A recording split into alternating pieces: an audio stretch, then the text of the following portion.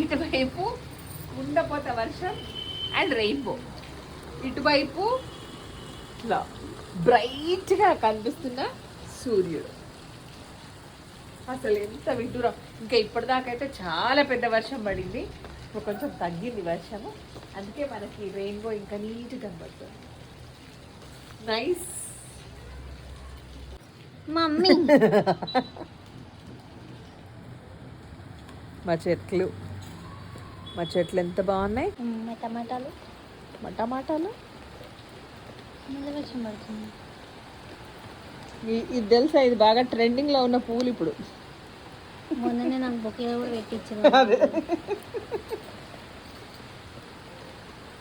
ఇంకా కనబడుతుంది రెయిన్బో.